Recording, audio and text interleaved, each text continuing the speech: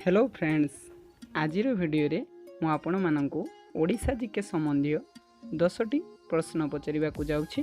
प्रत्येक प्रश्नर 4टी ऑप्शन रहिबो एवं आपनको उत्तर देवा पई 10 सेकंड मिलिबो।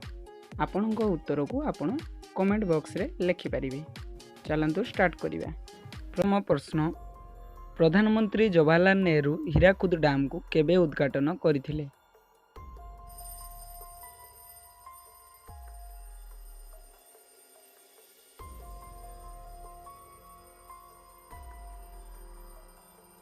सठिक उत्तर होची 1957 मसीहा।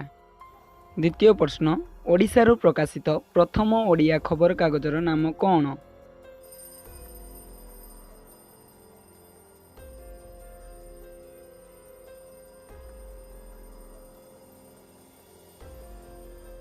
सठिक उत्तर होची उत्कल दीपिका। तृतीय प्रश्न, आधुनिक भुवनेश्वर सहर किए डिजाइन करथिले?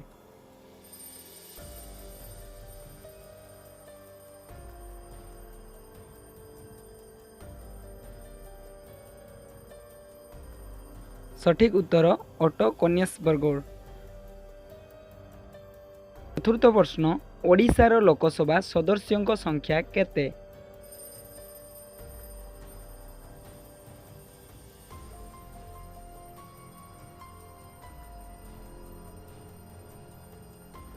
सठिक उत्तर 21। पंचम प्रश्न, ओडिशारू राज्यसभा सदस्यों मोट संख्या केते?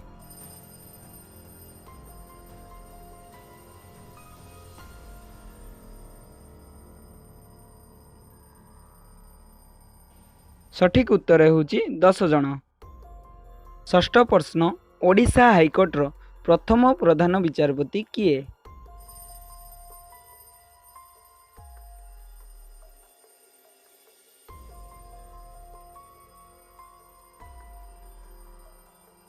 सठिक उत्तर वीरकिशोर रॉय। सप्तम प्रश्न, कौन सहर रे भारतर सर्वबृहत हॉकी स्टेडियम निर्माण हेबो?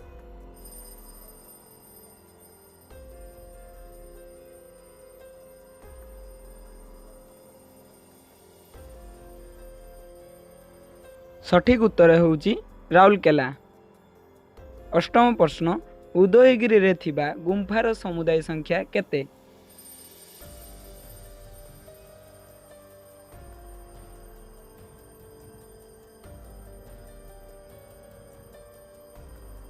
सठिक उत्तर होची 18।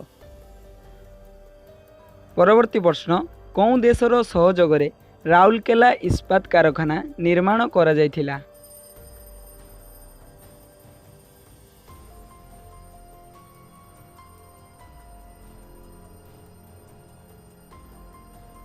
सठिक उत्तर होची जर्मनी। आज शेष प्रश्न, किए ओडिशार भक्त कवि भाव में जनाशुना?